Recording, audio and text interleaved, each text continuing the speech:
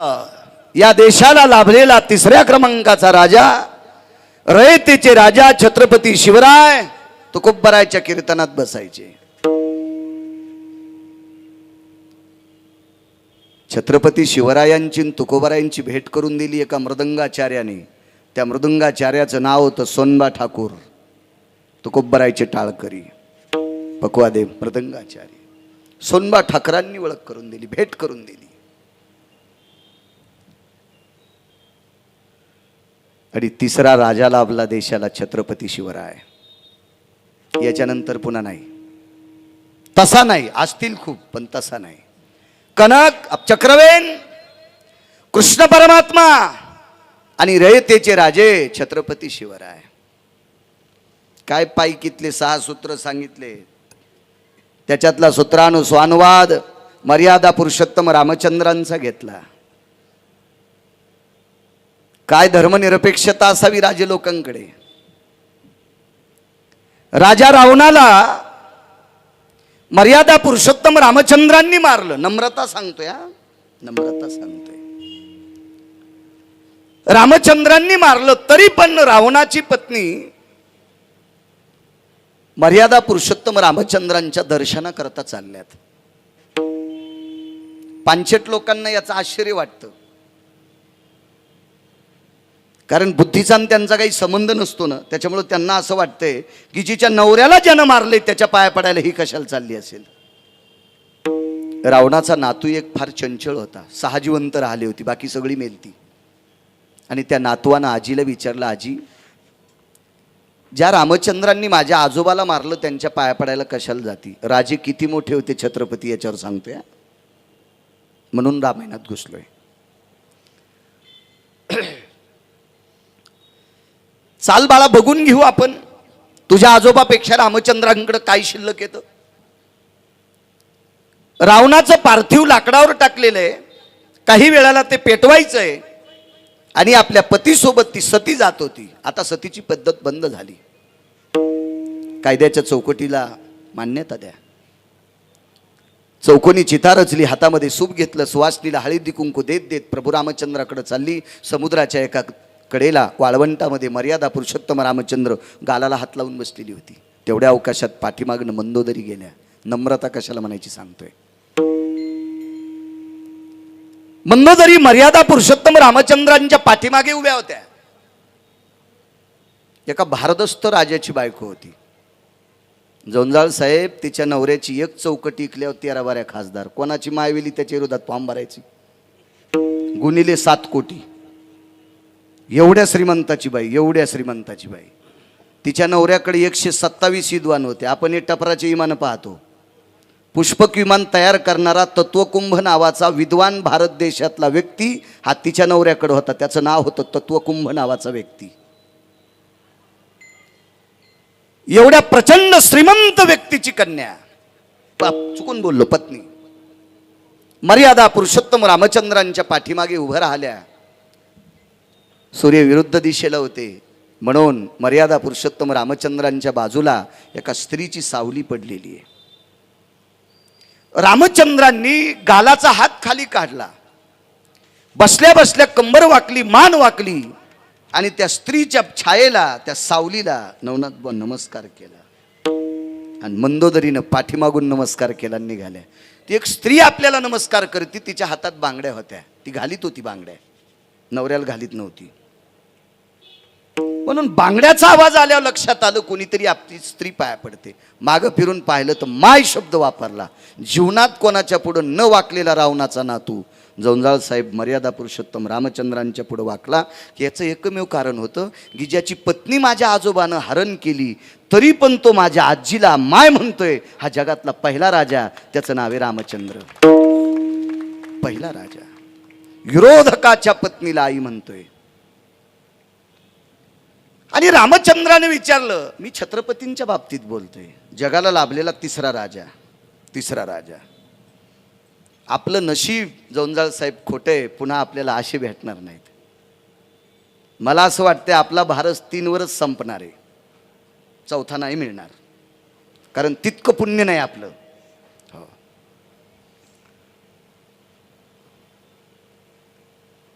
काढतील काही माणसं, मला वेड्यात काढतील. कीर्तनात उभं केलंय म्हणजे काही बोलतोय. मला नाही वाटत की छत्रपती सारखा आदर्श राजा, माझे रयतेचे राजा, मर्यादेचं उल्लंघन न करणारे राजे आता नाही. कारण आपलं तेवढं नशीब नाही, आपण तितके पुण्यवान नाहीत. ही लोक आपल्याला भेटतील. मर्यादा पुरुषोत्तम रामचंद्रांनी विचारलं, आईसाहेब तुमच्या मालकाला मशानभूमीत पेटवायला नेले, आता तुम्ही सती जाणार आहेत, माझ्याकडे कशाला आलतात? काही नाही, तुमच्याकडे एक बघायला आलते की माझ्या पतीपेक्षा तुमच्याकडे काय वेगळं आहे की तुम्ही माझ्या पतीला मारले? माझे पती अजिंक्य आहेत, तरी तुम्ही कसं मारले? मग कळालंय? होय. काय कळालं? एकच कळालं, माझ्या पतीकडे एक होतं, सुंदर मुलगी दिसली की लग्न करावं वाटते, हे माझ्या पतीकडे गुण होता, म्हणून 80,000 लग्न केले. सुंदर मुलगी दिसल्याच्या नंतर तिच्यासोबत लग्न करावं हा माझ्या पतीचा गुण होता, आणि परस्त्रीची सावली पाहिल्याच्या नंतर माय म्हणून पाया पडता हा तुमच्याकडचा गुण होता, आणि म्हणून तुम्ही माझ्या मालकाला मारले. झालं माझं काम, येते मी. पण रामचंद्रातला आणि छत्रपतीतला फरक सांगू का जोंजाळ साहेब? रामचंद्रांनी रावणाच्या पत्नीला नमस्कार केला, त्या अर्थी रावण हा ब्राह्मण आहे. रामचंद्रांनी नमस्कार केला असेल काही नवल नाही. एका विद्वानाची पत्नी नमस्कार केला असेल काही नवल नाही. पतिव्रता आहे, एक बी शब्द नवऱ्याच्या विरोधात नाही. 2 घंटे महादेवाला पाणी घाली ती, नवऱ्याला उपाशी पाठीती, अशी वाटूळ नाही. अशा कुंटाला न दिसत्यात. नवरा तिकडे वडापाव खाऊन ड्युटी करायला आहे आणि ही महादेवाला भेजवायली. सर्दी झाली त्याला, सर्दी झाली महादेवाला, सर्दी सर्दी. पांडुरंगाला 1.25 लाख मंजुळा वाहिल्या आणि नवऱ्याला टायमाला पाणी देत नाही. अशी बाई दिसली की गाय कापल्याचं पाक लागतंय. गळ्याची शपथ खोटं सांगत नाही, मी वाचून बोलतोय. आपल्या संप्रदायामध्ये मालकाचं दर्शन घेणाऱ्या स्त्रीला पतिव्रता म्हणतात. जी नवऱ्याच्या पाया पडत नाही, महाराजाच्या पाया पडती, तिच्या पापानं महाराजच जळण. आणि नवऱ्याच्या पाया पडणाऱ्या बाईचं देव ऐकतो. काही अंतरावर पैठणचे मालक आहेत जोंजाळ साहेब. पैठणच्या मालकांकडं पंढरपुरातला मालक 36 वर्षे धोत्र आणि लुगडे धुवाला होता. हे गिरिजा काकींची पुण्याई होती, ज्या माऊलीनं आदर केला आपल्या पतीचा. हा पुरुषार्थ आहे. ऐका माझ्या माईंनो, चांगल्या स्त्री अंतकरणात ठेवा, देव तुमचं भलं करेल. मंदोदरीनं कधीही लंकेशाचा शब्द मोडला नाही. एका विद्वानाची पत्नी आहे, एका विद्वान ब्राह्मणाची पत्नी आहे, ब्रह्मदेवाशी संबंध असलेल्या नात्यातली आहे. मर्यादा पुरुषोत्तम रामचंद्रांनी तिला आई म्हटले असतील, नवल आहे, पण पुढच्या नवला इतकं नवल नाही. किती नम्रता, किती नम्रता, किती हव्यास बाजूला जाळून टाकला असेल. ऐका पुढे. कल्याणच्या सुभेदाराची सून,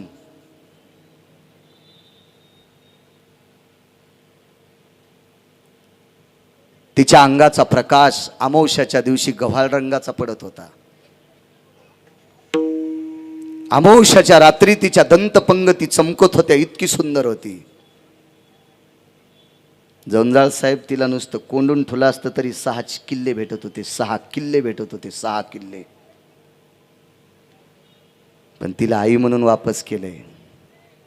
मर्यादा पुरुषोत्तम रामचंद्रांनी मंदोदरी आई साहेबांना आई म्हटलंय. ती गंध लावणाऱ्याच्या कुळातली होती, ती हिंदूच्या कुळातली होती. पण कल्याणच्या सुभेदाराची सून मुसलमानाच्या कुळातली होती. याला म्हणायचं राजा.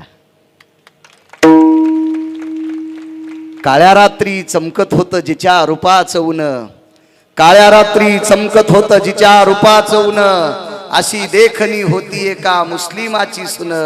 तिला पाहुनी आई म्हणाला राजा तो शिलवान, तिला पाहुनी आई म्हणाला राजा तो शिलवान. म्हणून भारत देशाला लाभलेला राजनीतीतला, विदुराच्या नीतीतला तिसरा राजा कोण असेल तर छत्रपती शिवराय. आता ऐका नम्रता, भक्ती ते नमन. छत्रपती शिवरायांच्या गडावर देहूतल्या मालकांचे एक वारकरी एक चिठ्ठी घेऊन गेलते. चांगला ऐकतोय तुमच्या बाबतीत. माझ्याकडे व्हॉट्सअप नाही, मोठा मोबाईल नाही, पैसे आहेत बरं घ्यायला. मी सोन्याचा घेईन, माईकवर सांगतोय. त्याला हिरे लावलेला घेईल. 2-3 सुटकेस भर पैशाचा घेईल, मी शेती चांगली कसतो ना.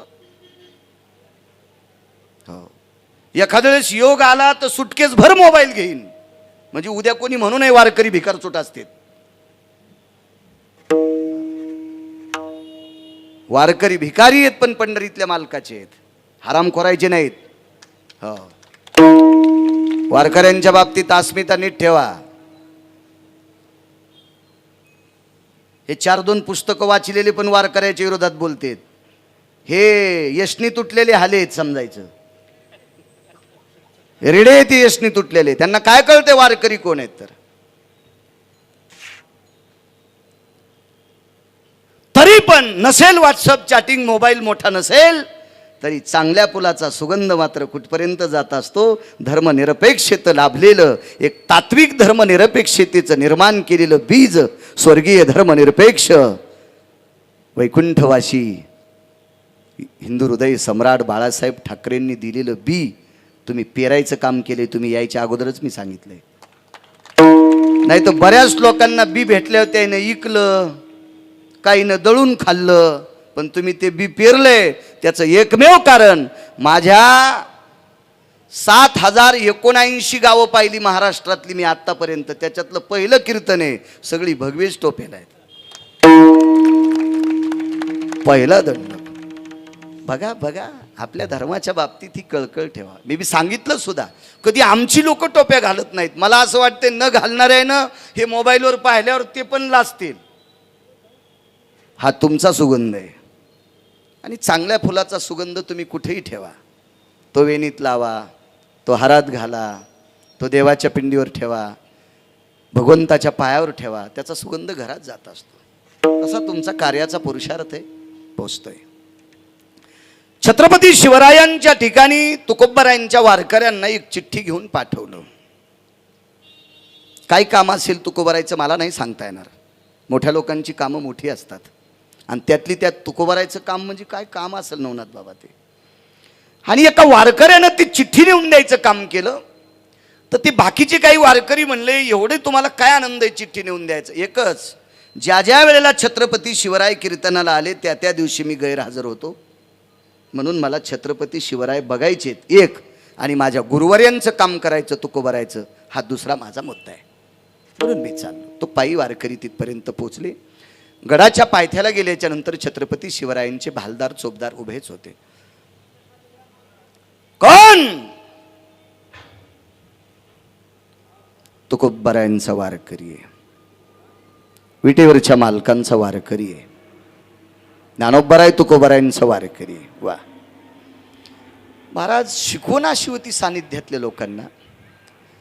गडाच्या पायथ्याच्या भालदार चोपदारांच्या लक्षात आलं आपली राजे तुकोबारायांच्या पुढे नतमस्तक होतात आणि त्यांची वारकरी आली. तो भालदार चोपदार पळत गेले आणि किल्लेदारांना सांगितलं, किल्लेदार महाशय, श्रीमंत श्री जगद्गुरु तुकोबारायांचे एक वारकरी आलेत. किल्लेदार पळतच आहे, पण किल्लेदाराला आवाज दिला, काय? तुकोबारायाची वारकरी आली. सोबत पुन्हा एक व्यक्ती पळत होती. गडाच्या पायथ्याला आल्याच्या नंतर दंडाला धरून त्या वारकऱ्याला आतमध्ये आणलं.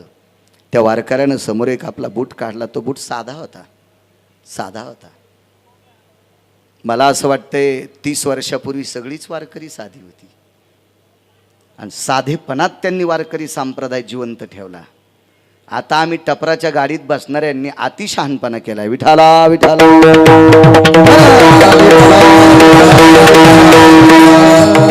त्या प्रतिमेच्या इकडे सरका थोडीशी, असे सरका इकडे, अलीकडे या. विठाला विठाला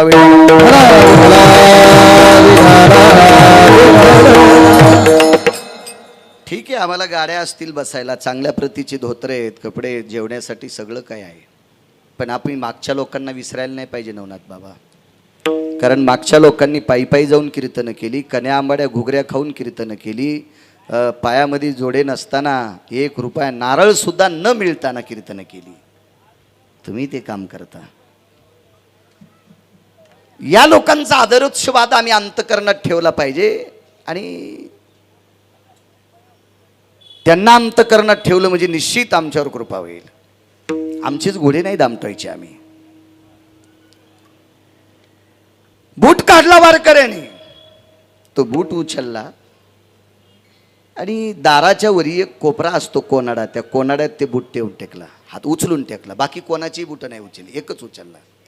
समोर गेल्याच्या नंतर पाय धुण्यासाठी पाणी दिलं, रेशमाचं वस्त्र पाय पुसायला दिलं, बसायला गालिचा टाकलेला आहे.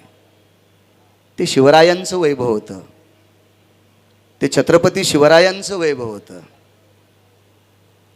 चांदीच्या पेल्यामध्ये पाणी पिण्यासाठी आलंय. आवाज दिला, लक्ष्मी जी स्वयंपाकाची तयारी करा. तुकोबारायच्या सानिध्यातले वारकरी आलेत. नम्रता सांगतोय, नम्रता. स्वयंपाक तयार झाला, पंगती बसल्या, त्या पंगतीमध्ये भात वाढला, तुपाचा बुटका आलेला आहे, सगळ्यांच्या भातावरती तूप वाढलं. तुपाचं बुटकं वापस जात असताना एका व्यक्तीने हात केला आणि त्या हातातलं बुटकं घेतलं आणि वारकऱ्याच्या भातावर जंजाळ साहेब सगळंच बुटकं रिचवलं. शेळके साहेब खाली बसलेत का? वा वा, छान. मी त्यांना आल्या आल्याच म्हणलं, वाघाचा वाढदिवस ठुलाय. बऱ्याच लोकांना झुरळ खिशात घेऊन फिरायचा नाद आहे. आणि त्या झुरळाला दात नसतेत नवनाथ महाराज, पण ते टोकरलं तरी इथं खाऊंद होते. खाऊंद हा जुना शब्द आहे बरं का, तुमचा सुशिक्षित शब्द आहे. जखम विठाला विठाला.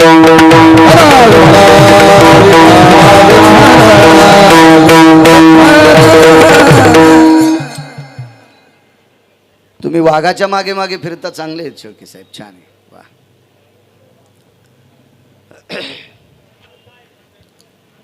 बसा बसा, आवाज करू नका. अर्धबुटकं तूप भातावरती रिचवलंय. जेवण आटपलं आणि किल्लेदाराने विचारलं, वारकरी महाराज येण्यास कारण? कमरेला खोसलेली धोत्राच्या गुढ्यातली एक चिठ्ठी काढली आणि ती चिठ्ठी देऊन टाकली किल्लेदाराकडे. ती चिठ्ठी किल्लेदारानं राजेंकडे दिली. येतो मी. किल्लेदारानं सांगितलं, वारकरी महाराज आता 4 वाजलेले, इथं गडाचा पायथा ओलांडायला बराच वेळ होईल आणि गडाच्या भोवताल वाघिणी आणि शिवहिणी जणलेल्या आहेत. गडाच्या पायथ्याला काही कुत्री डुकरी जणलेल्या नव्हत्या, शिवहिणी जणल्या होत्या. जीवनभाऊ वारकऱ्याने सांगितलं, नाही येतोय मी. गडाच्या पायथ्याला खाली वारकरी तिथपर्यंत वाटे लावलं. ही सगळी जण वापस गेली. अंधार पडला, किल्ल्याचं दार लावल्या गेलं आणि दुसऱ्या दिवशी सकाळी 7, 7:30, 8 वाजता सूर्याची किरण अशी तेजस्वी पडलेली आहेत. त्या गवतावर पडलेलं ते दवांकुर, ते दव अगदी हिऱ्यासारखं चमकतं आणि त्याचा आनंद घेण्यासाठी किल्लेदार खाली उतरलेले आहेत. तेवढ्या अवकाशात एका झाडाच्या बुंथ्याला टेकन देऊन बसलेले वारकरी पाहिले. आश्चर्याचा धक्का बसला. महाराज जी रात्रभर कुठे होतात? या झाडाच्या बाजूला थोडीशी माती आहे, त्या मातीमध्ये वाघांचे ठसे होते. आणि तुम्हाला कसं जगले इथं तुम्ही? मी याच उंच फांदीच्या बेळक्यात बसलो होतो. वारकरी होता तो, वारकरी होता. किल्लेदाराने विचारलं, दादा आम्ही तुम्हाला सगळी व्यवस्था केली, किल्ल्यावरती थांबा म्हटलो, तरी तुम्ही थांबले नाही आणि इथे झाडावरती मुक्कामाला का राहिले?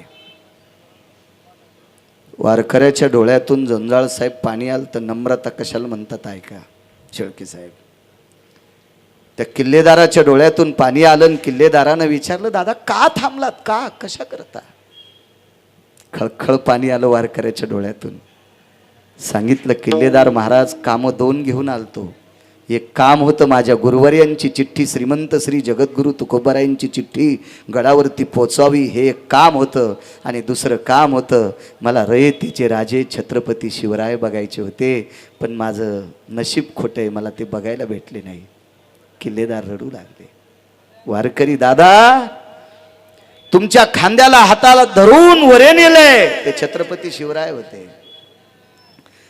तुम्ही दाराच्या वरी काढलेला बूट एका कोनाड्यात उचलून ठेवलाय, ते छत्रपती शिवाजी महाराज होते. वाक्य नीट ऐका, वाक्य नीट ऐका. बुट कोणाचीही उचलू नका. लायक संपन्न लोकांचे बुट उचला, अधिकाऱ्यांचे बुट उचला. अधिकारी म्हणजे मी पैशावाली म्हणत नाही, वैचारिक पातळी ज्यांची स्थिर आहे त्यांचे बुट उचला. तुम्हाला असं वाटतंय का कोणाचेही बुट उचलल्यावर माणूस श्रीमंत होईल? अद्याप नाही. अन्न मान धन हे तो प्रारब्धाधीन. नशिबाच्या भाग्यरेषेच्या पलीकडे जाऊ शकत नाहीत. नका वेडवानी करू. छत्रपती शिवरायांनी बुट उचललं, कशा करता उचलला असेल? श्रुती नावाची पत्रकार छेद देती. काय गरज असेल शिवरायांना बुट उचलायची? त्याचं एकमेव कारण होतं, राजाच्या दरबारामध्ये चांगली आणि वाईट दोन्ही माणसं येत असतात.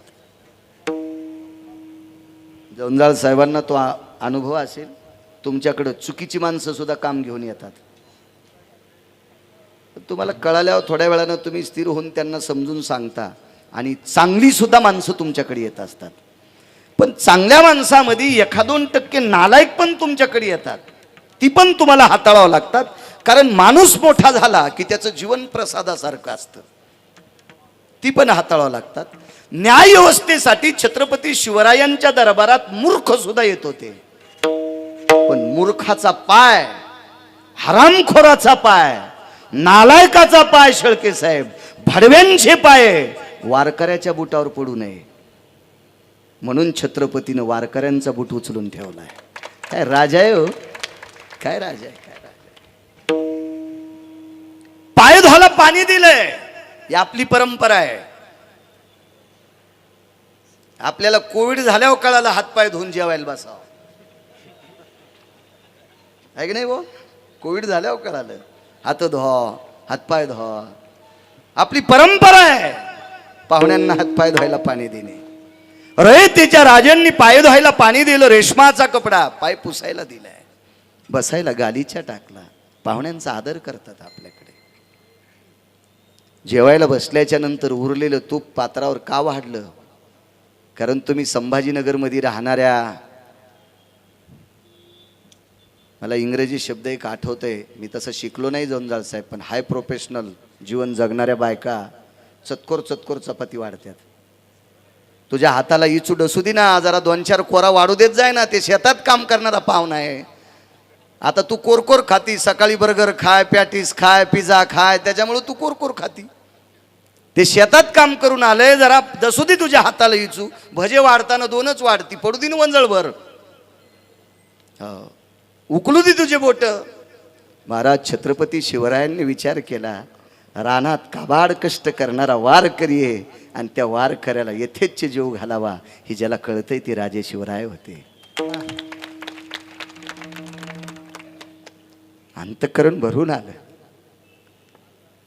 तुकोबरायचे वारकरी किल्लेदाराला बिलगून रडत होते. किल्लेदाराने विचारलं, महाराज तुमचं अंतःकरण भरून आले काय? मला आज कळालं, मला आज कळालं, रयतेचे राजा धर्मनिरपेक्ष आहेत. वारकरी संप्रदायावर त्यांची निष्ठा आहे, पण सर्वसामान्याविषयी त्यांची किती नम्रता आहे ही तिथून ओळखू येते, तिथून ओळखू येते. तुम्हाला एक माहित आहे का, छत्रपती शिवरायांना आदिशक्ती जगदंबेनं तलवार ही पूजा केल्यावर दिली नाही. जोंजाळ साहेब, पूजा केल्यावर दिली नाही. जगदंबेच्या लक्षात आलं छत्रपती शिवराय समाजाला न्याय देणारा राजा आहे, सर्वसामान्याला न्याय देणारा राजा आहे, म्हणून अशा राजाच्या हातात प्रभावशाली तलवार असावा. आमचे काही लोक सांगतात काय जगदंबेची भक्ती केली बरं का,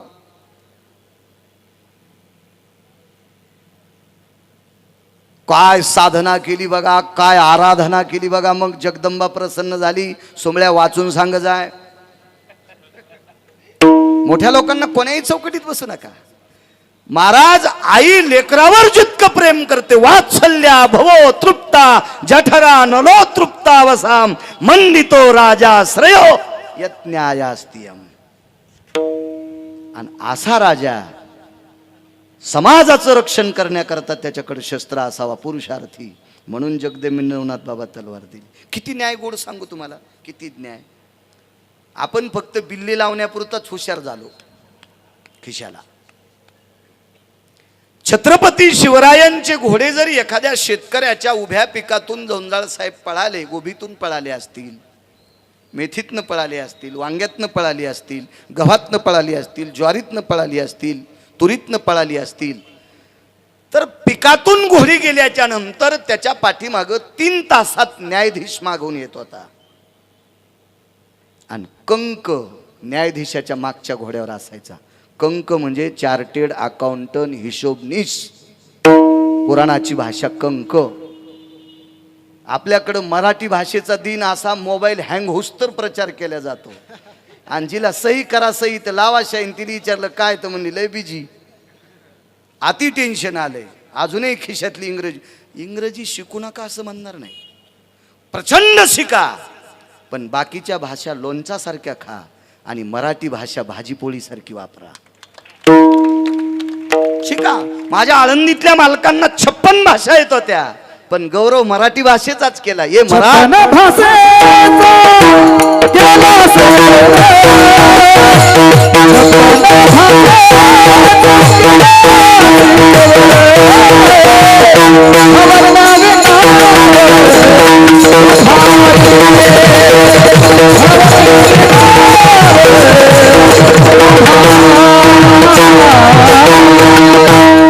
56 येत होत्या.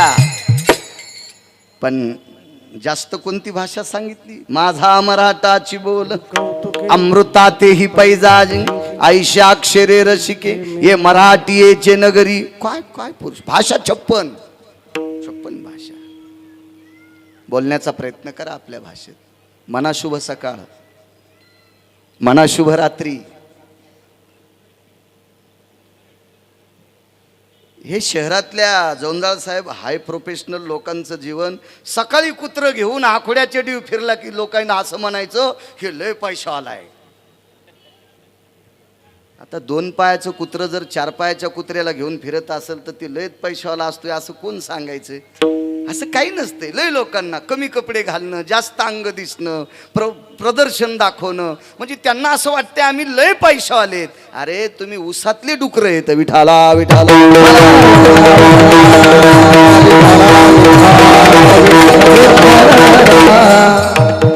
कमी पैसे असतील का? तरी अमावस्याच्या दिवशी जिच्या अंगाचा प्रकाश पडतोय तिला साडी नेसून चोळी देऊन खना नारळानं ओटी भरून वापस केली. काय आदर्शवाद असेल? घ्या मोठ्यांकडनं, शिका मोठ्यांकडनं. हे भिकार चोट लक्षण सगळे. पाश्चिमात्य संस्कृती अंमलात आणायची आणि आम्ही भारतीय म्हणायचं. रुमण्यान हानी नियम तुम्हाला. विठाला विठाला.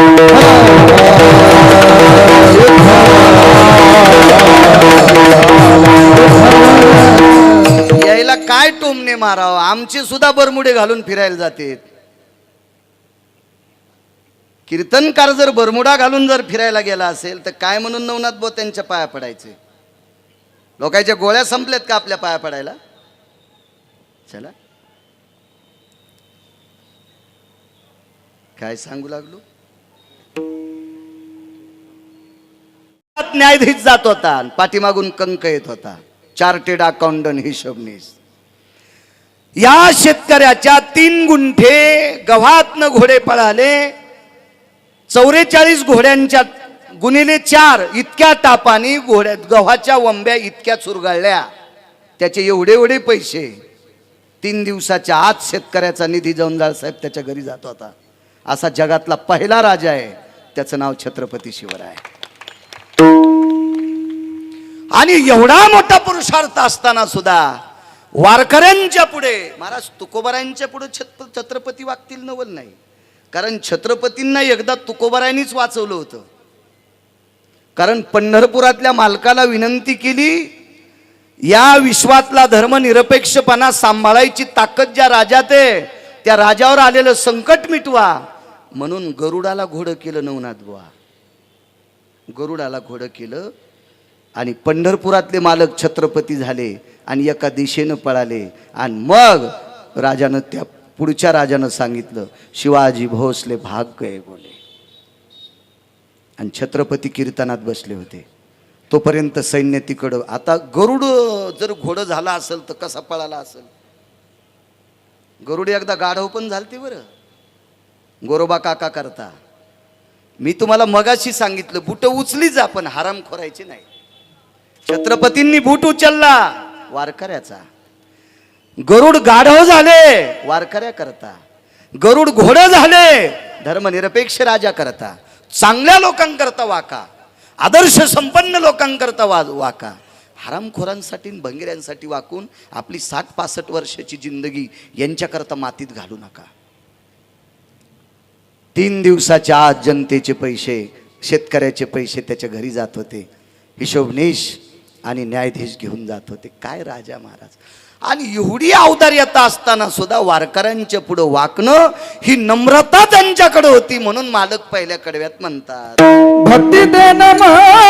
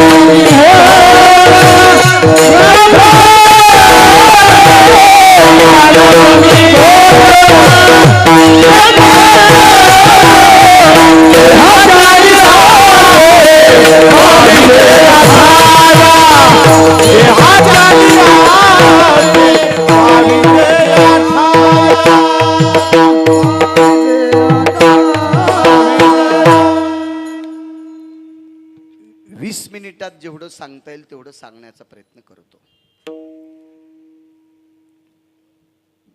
माऊली महावैष्णव ज्ञानोबरायांच्या नामाचा गजर केला जातो महाराज का? ती नम्र आहेत. तुकोबारायच्या नामाचा गजर केला जातो नम्र. शांतीब्रह्म नाथबाबांच्या नावाचा गजर केला जातो, ती नम्र आहेत. महाराज या लोकांकडं एखादा व्यक्ती आला तर त्यांच्याकडं ती वाकायची, पण हे वाकल्याच्या नंतर पुढचे फुगायचे. नाथ महाराज माझ्या पाया पडले. अरे तुझ्या पडले नाही, तुझ्या वेशाच्या पडले. तू वारकरी वेशातला व्यक्ती आहेस, पुरुषार्थी आहेस तू. बसा सर. विठाला विठाला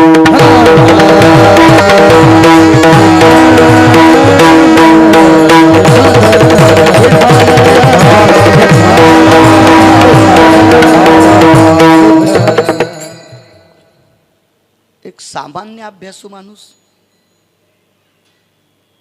नाथबाबांच्या घरी गेला. शांतीब्रह्म एकनाथ महाराजांनी नमस्कार केला, जेवायला वाढलं आणि स्वतःच्या 2 पुस्तकं वाचल्याचा गर्व धरून नाथांना वेठीच धरलं. तुम्ही संध्या केली का? गिरिजा काकी आल्यानं सांगितलं, बाबा आज गडबड आहे, पंत्राळ लावल्या, आता काम आहे, विसरली असेल, नाही जेवत मी त्यांच्याकडे. नाथांनी सांगितलं, तुम्ही संध्या कशा करता देवाच्या प्राप्ती करता? कधीपासनं करता? 40 वर्ष झाले. भेटलाय का देव? नाही. मी संध्या करतोय किंवा करत नाही, ज्याने तुम्हाला भातावर तूप वाढे तोच देव होता. झाली संध्या, संदेह माझा गेला. काय ताकद महाराज, काय पुरुषार्थ. तरी पण सामान्यांच्या पुढे वाकायचं. तुकोबारायकडे एक व्यक्ती आला, तिथेही वाकले. आळंदीतल्या मालकांकडे एक धरणेकरी आला बीड जिल्ह्यातला, तरी वाकले. काय नम्रता महाराज, किती मोठा पुरुषार्थ. हे भक्तीचे सूत्र आहेत म्हणून यांच्याकडे कोणी वाकत होतं. एक 15 मिनिटात मुद्दा आहे का? हे खरे भक्तीचे सूत्र आहेत, त्याच्याकरता यांच्याकडे कोणी वाकत होते. तुम्ही गंध लावणारे वागताल नवल नाही. नामदेवराय, आळंदीतले मालक ज्ञानोबाराय आणि देहूतले मालक तुकोबाराय यांच्या पुढे कोण कोण वाकत होतं जोंजाळ साहेब 15 मिनिटात ऐका. रामेश्वर शास्त्रीला शाप प्रदान झाला. पत्रिकावरचे शास्त्री नव्हते बरं. 450 वर्षापूर्वी प्रचंड अभ्यास केलेले शास्त्री म्हणजे रामेश्वर शास्त्री. आणि माझ्या जन्माच्या अगोदर महाराष्ट्रात 3 शास्त्री आले. जगन्नाथ अण्णा पवार, तुकाराम महाराज महामुनी आणि परभणी जिल्ह्यात प्रल्हाद शास्त्री दैठणकर. आता एकच शास्त्री जिवंत आहेत, प्रल्हाद. हे काशी विद्यापीठातल्या पुरेपूर मार्कानं पास झालेली महाराष्ट्राचं नाव उंच करणं. आजही तुकाराम महामुनींचा फोटो काशी विद्यापीठात आहे. ज्यांनी अभ्यास करून सकाळी त्यांची लघवी कुंखासारखी व्हायची, इतका अभ्यास केला. आणि महाराष्ट्राची शास्त्री पदातली मान जर तिकडं उंचावली असेल तर तुकाराम महाराज महामुनींनी. काव्यतीर्थ जगन्नाथांना पवार. लोककीर्तन ऐकतील नवनाथ बाबा नवल नाही की जगन्नाथांनाचे कीर्तन ऐकून आपण लोकांना कीर्तन सांगावा. हे कीर्तन जगन्नाथांनाचं. काव्यतीर्थ जगन्नाथांना शास्त्री आणि प्रल्हाद शास्त्री दैठणकर. पण 450 वर्षापूर्वीचे शास्त्री रामेश्वर शास्त्री. अनगडशा फकीराचा शाप लागला, अंगाचा दाह होऊ लागला. रामेश्वर शेळके नाही बरं, रामेश्वर शास्त्री. ते कोण उगत ते म्हणायचे मलाच शास्त्री म्हणालीत का नाही. नाही असं नाही. तर आहे ना, पाण्याच्या बाहेर निघले की रामेश्वर शास्त्री असे पेटूच लागले. ऐकलं असेल तुम्ही बाबांचं. ते चांगल्याच्या हौदातला मोती आहे.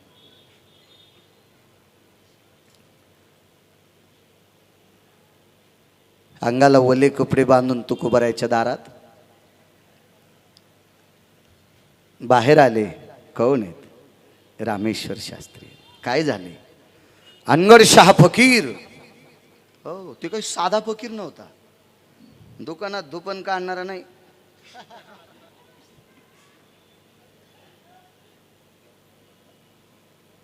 महाराज, पात्रता असली पाहिजे मोठ्यांच्या जवळ बसण्याची.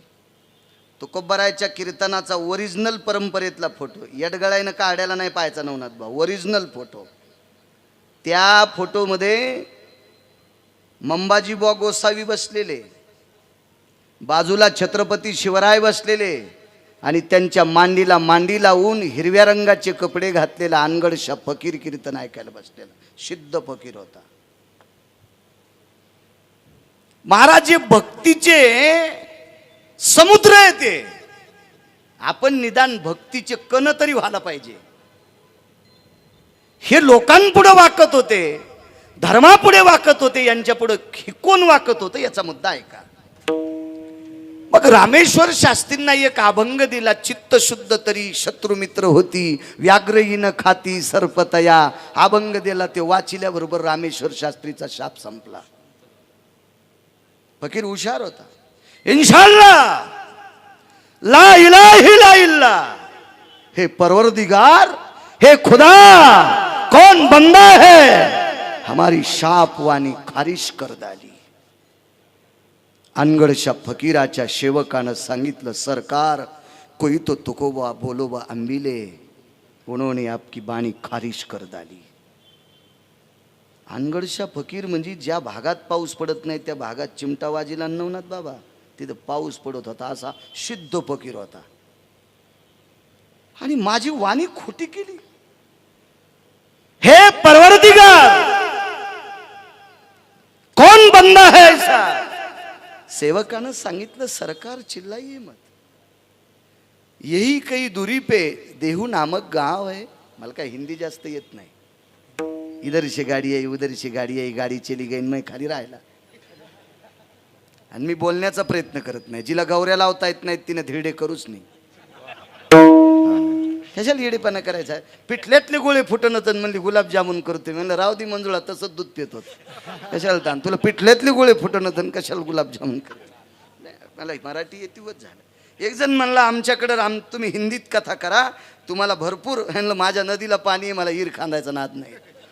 नदीतच मोटर टाकून ऊस भिजितो, कशाला ईर खांदा आणि पाईपलाईन करा. आहे की नाही नवनाथ बाबा, काही गरज नाही ती.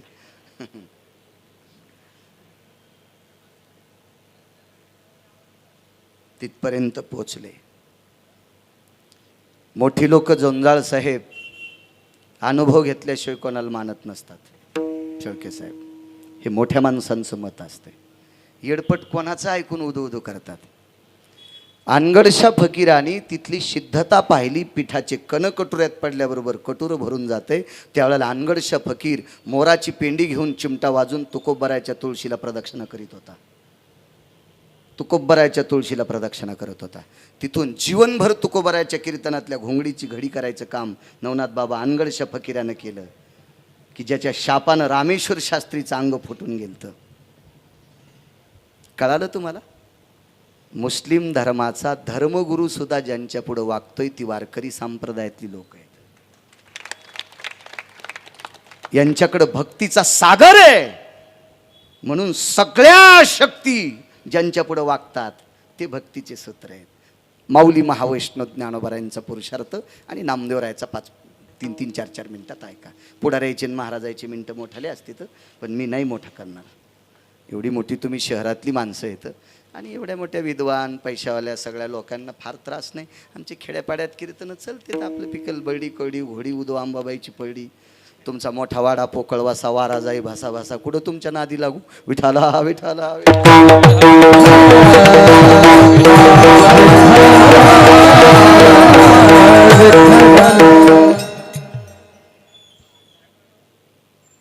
हुशार लोक असतात शहरातली. उत्तर भारतामध्ये माऊली महावैष्णव ज्ञानोबराय आणि नामदेवराय यात्रेकरता गेले. आपण किती नम्रता ठेवायला पाहिजे यांचं ऐकून. यांच्या पुढं कोण वागतं याचा विचार करा.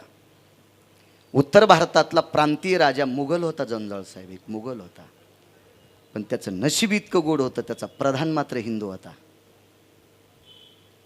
त्याचं नाव आहे चारुकीर्ती नावाचा प्रधान. जोंजाळ आपलं नवनाथ बाबा चारुकीर्ती नावाच्या प्रधानाने त्या मुघल राजाला सांगितलं, सरकार महाराष्ट्र के ज्ञानदेव राव नामदेव 2 संत आए वाले, चलो मिलने को जाएंगे.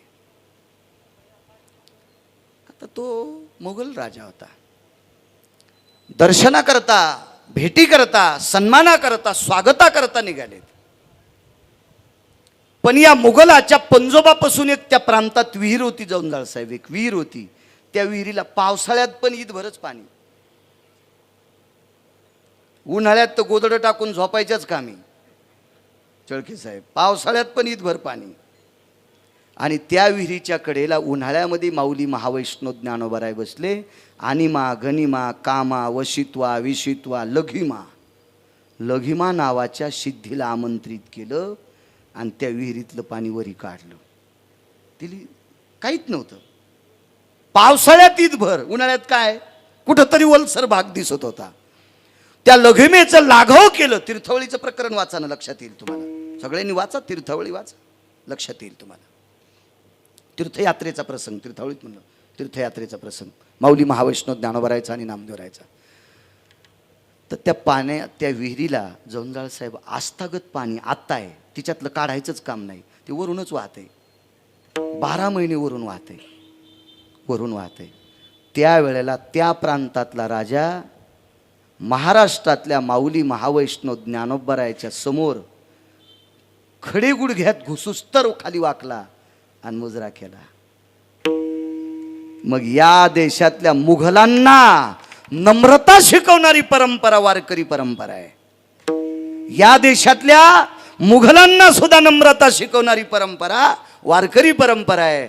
त्या परंपरेचा ध्वज तुमच्या डोक्यातल्या टोपीच्या रंगाचा आहे, इतकं लक्षात ठेवा. पाहे पा ध्वजेचे चिरगोट. त्याचा पुढचा आता 2-3 मिनिटात सिद्धांत. आता नामदेवरायच्या पुढे वाकायचे जोंजाळ साहेब. अनुभवाशिवाय काही माणसं कोणाला मोठं म्हणत नसतात. उगच नाही कोणाच्या नावानं हलकी वाजवायची तसं नसतं ते. आता माऊली महावैष्णव ज्ञानोबरायांचा तो पुरुषार्थ पाहला. तो साक्षात्कार आहे, चमत्कार नाही बरं. आपल्या देवांचा साक्षात्कार असतो, भिकारचोट देवायचा चमत्कार. आणि याच्यातली लय फुटके नशिबाची लोक भिकारचोट महाराजाच्या नादी लागणार, भिकारचोट देवायच्या नादी लागणार. जे देव स्वतः करता भीक मागायले ते तुम्हाला काय देणार आहेत? शेंदरी हेंदरी कोण पूजी. पुरुषार्थी देवाचं दर्शन घ्या, पुरुषार्थी देवाचे उपवास करा. कोण्या देवाचे उपवास धरायला? आपल्या बायका जोंजाळ साहेब व्यसनी नाहीत, पण पुरुषापेक्षा जास्त बिमार पडतात. याचं एकमेव कारण आहे नालायक महाराजाचं ऐकून नालायक देवाचे उपवास धरतात.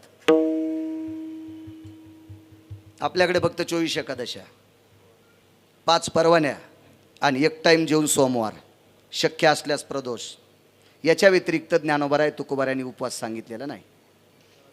पण किलो साबुदाणा हप्त्यात ह्याच खाल्यात म्हणून लग्न झाल्यावर 4-4 महिन्याला नवरीची गर्भाशयाची पिशवी काढावी लागती. किती शोकांतिक आहे जोंजाळ साहेब. तज्ज्ञ डॉक्टरांच्या मतानुसार त्याचा निकष होतो की हिनं कितीतरी दिवस साबुदाणा नुसता उपासच धरलाय म्हणून तिची गर्भाशयाची पिशवी, दोन्ही कुळाचा आनंद मातीत घातला. नका करू असं, ऐका वेड्या बाळ्याचं. अशा नालायक देवांची उपास धरू नका, पुरुषार्थी देवांची उपास धरा. ज्ञानोबाराय तुकोबाराय, मला असं वाटतं ज्याच्या इथं वाघीण जनली शब्द कळतो ना तुम्हाला, म्हणजे वेली. वाघीण जर येली असेल जोंजाळ साहेब, शेळके साहेब, आणि वाघिणीची दुधात जर कोणी पोळी खात असेल तर शेळी कशाला पाळायची? तरी म्हणले बब्याला ऊन लागल्यावर त्याच्या कानात शेळीचं दूध टाकायचं. बोकड्याच घालू बब्याच्या कानात. वाघिणीचं दूध खाल्ल्यावर कुठे ऊन लागत असतं? किती मूर्खपणा आहे हो, किती येडपटपणा आहे. हलकटांचं ऐकता तुम्ही. विठाला विठाला माझ्या तुकोबारायांनी सांगितलं, ऐसे कैसे झाले भोंदू कर्म करुणी म्हणती साधू. आणि हाही निर्णय तुमच्यापर्यंत आला नसेल तर प्रांतीय संत झाले, राष्ट्रसंत तुकडोजी महाराज झाले, राष्ट्रसंत दुनियादास महाराज झाले. भोंदूचा उताला सुनाना हे गाव, अज्ञानी लोकाची तिकडेच धाव, अज्ञानी लोकाची तिकडेच धाव. भुवा रंगान दिसतो बगळा, भुवा रंगान दिसतो बगळा, याचा पंथ चलय आशे वेगळा, याचा पंथ चलय आशे वेगळा. देवाच्या नावाखाली मठासाठी पटी, देवाच्या नावाखाली मठासाठी पटी, जमलेल्या पटीवर चाले हातभटी. बुवा रंगान दिसतो बगळा, याचा पंथ चलय आशे वेगळा. लेकराला सोबणी झाली वैदाची दोरी, हे दारूची शिष्याना लय आहे चोरी. लेकराला सोबणी झाली वैदाची दोरी, दारूची शिष्याना लय आहे चोरी. बुवा रंगान दिसतो बगळा ग, याचा पंथ चलय आशे वेगळा. राष्ट्रसंत दुनियादास महाराज म्हणायचे. राष्ट्रसंत, शासनानं पुरस्कृत केलेली व्यक्ती. भंगिऱ्यांचं नाही सांगणार तुम्हाला. म्हणून जे तुकोबारायांचं मत होतं ते पुढे राष्ट्रसंतांनी मांडलं, तरी भंगिऱ्याची डोकं भिजतच नाहीत. विठाला विठाला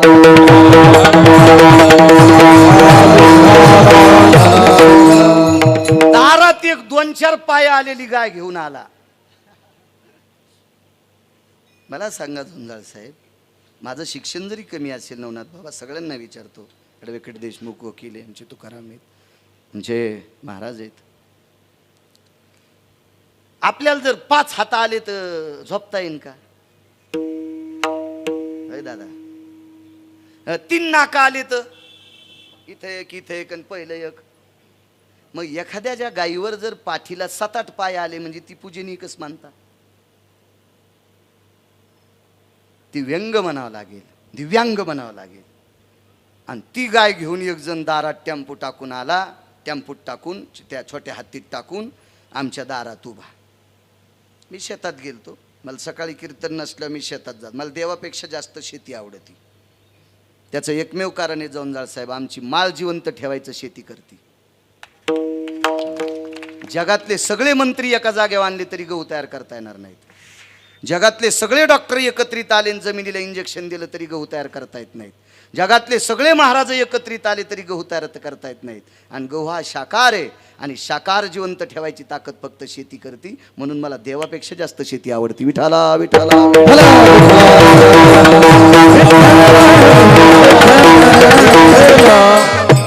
दारात टेम्पो राहिला आला. ते आमच्या पोरायची माय रांगोळ काढीत होती. पोरायची माय म्हणजे माझी बायको. दारात सकाळी सकाळी रांगोळ काढीत होती. गाडी सुटलेली होती, तुमच्या पैशाची घेतलेली होती. माणसानं खोटं कशाला बोलायचं, होती घेतलेली पैसे. शेतीचे भरपूर पैसे आहेत आणि तुमचे बी आहेत. चांगली गाडी घेतली आणि ते माणसं हुशार असतात. ते लगेच पाहिलं, बाई काय तुम्ही पुण्यवान आहात, काय तुमचा स्वभाव आहे माय, काय तुमचं नशीब आहे, तुम्हाला महाराज मालक भेटलेत. भजे तळणाऱ्याला बी महाराज म्हणतात.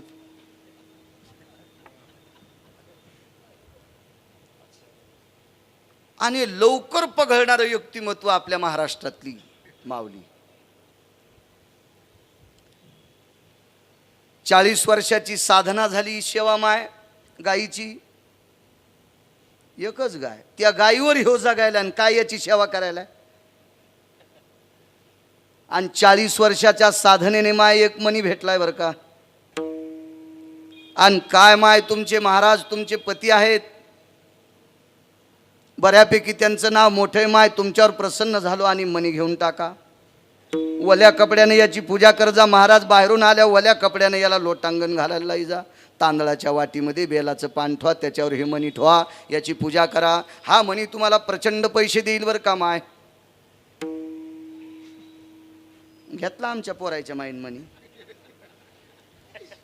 आणि बुवानं सांगितलं माय पोते कशाचे येतं. 200-400 कट्टे होते सोयाबीनचे, त्याच्यातला एक कट्टा नेला. हो, आता सगळ्याची गेल्यावर 7,000 झाली. एक कट्टा नेला. मी असंच श्राद्धाचं कीर्तन करून आलो. वरूनच सांगितलं खालच्याच बाथरूम मधून आंघोळ करून वर या. मी म्हणलं मी कीर्तनाला गेलतो, मी मौतील नव्हतो गेलो. पण ऐका ना आजचे दिवस माझं फुरसनाचं ऐकावं लागतं जोंजाळ साहेब. फुरसन शब्द तुम्हाला शहरातल्या लोकांना कळणार नाही. नवनाथबा तुम्हाला तुमचा जन्म खेड्यात आहे त्याच्याकडे माहिती. फुरसन म्हणजे काळी कचरा. 5ची मोटर चालू आहे आणि दांडात काळी कचरा पडला, दांड फुटला, ऊस कोरडा, एरंडच भिजले. हो, मग थोडी काळी कचऱ्याला साधं समजायचं नाही. मी केली आंघोळ, तसाच ओल्या कपड्यांवरही आलो. इथं नमस्कार करा. आता देव्हाऱ्यात टेकल्यामुळं मी वाकलो. आणि मग थोड्या वेळाने विचारलं काय. हा म्हणी पैसे देतो बरं का. कोणी दिला. दारात एक 7-8 गाईला पाय आलते, त्या पायाची गाय घेऊन आलेला माणूस, त्यानं 40 वर्षाच्या साधनेची तपश्चर्या आपल्याला देऊन टाकली. त्यानं आपल्याला मणी दिला बरं का. हा पैसे देतोय म्हणी. त्यानं काय नेलं, एक सोयाबीनचा कट्टा. मी म्हणलं आपण दोघंच घरी येतं, कोणी ऐकन याच्याकरता कडी तरी लाव. मी आतून कडी लावली आणि मान महीच वाकिली. मी म्हणलं संडाळणी, पैसे देणारा मनी तुला द्याला आणि तो कटाने आला काय, त्याच्या गोळ्या संपल्यात का ग. तो येडा आहे का पैसे देणारा मनी तुला द्याला. गळ्याच्या शपथ अशी माझी बायको नाही, पण तुम्हाला राग येईन म्हणून तिच्यावर घेतलंय. पण तुमचं सांगायलो इतकं लक्षात ठेवा. विठाला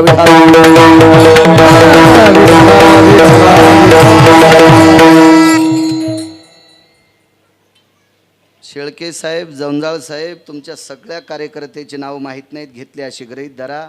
आत्तापर्यंत टी व्हीवर आणि पेपरवर नवनाथ महाराज बुवा जेवढ्या बातम्या येतात का, ह्या हाय प्रोफेशनल लोकांच्याच येतात. याला हात दाखव, त्याला हात दाखव, याचं तीर्थ, याच्याकून फुल घे, इथं नारळ बांध, तिथं लिंब बांध, इथं चाकू बांध, इथं तिरशूळ फाटा बांध, इथं घोड्याचा नाल ठोक. थोत्रात ठोकायला पाहिजे काय काय नाल. काय नालायक पण आहे. इथं गंडा बांध. हे ज्ञानोबराय तुकोबरायची परंपरा नाही. हो, हे सगळ्यात पैशावालीच लोक ही गर्दा जमा करतात. विठाला विठाला. गुराखी गाय घेऊन आलाय. गुराखी तिसरा पुरुषार्थ बस झाला. आता तिसरा पुरुषार्थ गुराखी गाय घेऊन आला आणि मुघल बादशाने एका चपक्यातच गाय कापली. माऊली महावैष्णव ज्ञानोबरायच्या पाणी लघिमेच्या लाघवानी बाहेर आलं, गुडघे टेकून नमस्कार केला. नामदेवरायच्या पुढे गाय कापली. नामदेवरायचे डोळे रडत नव्हते नवनाथ महाराज, कारण ते पुरुषार्थी लोक होते, त्यांचं अंतःकरण रडत होतं. आणि चारुकीर्ती प्रधानाला सांगितलं, प्रधानजी काय गरज होती. महाराज आपण महाराष्ट्रातली संत आहात, वारकरी आहात, आणि आमचा राजा मुघल आहे. माऊली महावैष्णव ज्ञानोबरायांच्या समोर गुडघ्यामध्ये खडे टुचून त्यांच्या गुडघ्यातून रक्त निघतंय, तरी पण ज्ञानोबरायाच्या पुढे आमचा राजा वाकलाय. तुमच्या पुढे वाकावी माझी इच्छा आहे. काय इच्छा आहे. गाय जिवंत करा. नामदेवराय म्हणले काय काम सांगितलं बाबा, काय काम सांगितलं. महाराज नामदेवरायचा पुरुषार्थ ऐकून महाराष्ट्रातले वारकरी गायी सांभाळतात, तर एक गाय जिवंत करणं काय एवढी मोठी गोष्ट आहे. नामदेवरायनं सांगितलं किती वेळात. 3 दिवसात. 3ही दिवस गायीचं प्रेत वाळलंच नाही. जंजाळ साहेब 3ही दिवस गायीचं डोकं वाळलंच नाही. तुटलेले 2, पण चेतन हालत डुलत नव्हतं, पण सुकलं नाही नवनाथ बाबा, वाळलं नाही, काही नाही, काही नाही. संत शिरोमणी नामदेवरायानं शिंगाला हात लावल्याबरोबर गायीच्या मृत कापलेल्या गायीच्या डोक्यातून डोळ्यातून पाण्याचा थेंब आला. आता काही लोक म्हणतील हे नाही का अंधश्रद्धा. अरे सुंबळ्या, हा साक्षात्कार आहे, अंधश्रद्धा नाही. अंधश्रद्धा काही असतोय, राखाचा रुपया तयार करणं. मग राखाचा जर रुपया झाला असता तर बँका टाकायची काय गरज होती? राख आणा, पैसे न्या, राख आणा, पैसे आणा. हे मूर्खपणा आहे नाही. हा साक्षात्कार आहे. रेड्याच्या मुखारविंदातून वेद बोलवणं साक्षात्कार आहे. भिंत चालवणं साक्षात्कार आहे. तुकोबरायच्या कीर्तनात शिवजी कासाराचा मुलगा उठला होता. शिवजी कासाराचा मुलगा, महाराज तो कासार इतका पवित्र होता. वयस्कर स्त्रीला बांगड्या भरत असताना माय म्हणून हात लावायचा. मध्यम वयातल्या स्त्रीला बांगड्या भरत असताना बहीण म्हणून हात लावायचा. आणि कमी वयाच्या मुलीला हात बांगडी भरत असताना लेक म्हणून बांगड्या भरायचा. आणि तुकोबरायाने सांगितलं, देवा एवढा मोठा निष्ठावंत वारकरी शिवजी कासार, याच्या नशिबाला हे का? कीर्तनात पूर्ग उठते ना आईचे डोळे पुसिते. हा साक्षात्कार आहे, चमत्कार नाही जोंजाळ साहेब. वारकरी आपल्या सनातन संस्कृतीतले साक्षात्कार आहेत. आणि मग नामदेवरायानं गाईचं डोकं कापलेल्या शरीराकडे नेलं नाही. नमस्कार केल्याबरोबर डोकं आणि शरीर एकत्रित आलं आणि मातोड्याच्या जाग्यावर आता गुडघे नाही टेकले त्या मुघलांनी, लोटांगण घातलं आणि संत शिरोमणी नामदेवरायाला प्रणाम केला. मला एकच म्हणायचं, हे भक्तिसूत्रातले डोंगर आहेत, हे भक्तिसूत्रातलं आकाश आहे, हे भक्तिसूत्रातला वायू आहेत, हे भक्तिसूत्रातली पृथ्वी आहे, हे भक्तिसूत्रातले समुद्र आहेत. म्हणून यांच्या पुढे दिग्गज वाकत होते. आपण त्यांच्या पायाला चिटकलेल्या मातीचा कणाचा जरी आस्वाद घ्या. किती नम्रता, निदान मायबापांच्या पुढे वाका. माझ्या माईंनो आजच्या कीर्तनात एकच घ्या, रोज सकाळी आंघोळ केली की नवऱ्याचं दर्शन घ्यायचं. जगातल्या कोण्याही नालायक महाराजाच्या पाया पडायची गरज नाही. आणि जी बाई दिवसात दोनदा किंदा तीनदा दर्शन घेती, तिनं पांडुरंगाच्या पण पाया पडायचं नाही, शिवजींच्या सुद्धा पाया पडायचं नाही. हेच तुझ्या भेटी करता येतील. तिची देवावरी नैवम गांजा कसम लिखितम. हे काय गांजा फुक्याचं वाक्य नाही. नैवम गिरगावकर लिखितम. हे गिरगावकरांचे काय जागिरी आहे का? माझे मालक सांगतात, अष्टादश संत सांगतात, तुका म्हणे पतिव्रतांतीची देवावरी सत्ता. मालकाचा आदर करणारी स्त्री. इकडच्यांना सांगतो, ज्याचे आईवडील जिवंत आहेत, कोणतंही काम असेल जोंजाळ साहेब, किती बी अडचणीचं काम असेल, जाता जाता मायबापाला उभ्यानं का नमस्कार करणं होईनं, दिवस माणसाचा सोज्वळ जातो. ज्याचे आईवडील गेले असतील ना, दक्षिणेकडे तोंड करून आई बाबांचा फोटो लावा.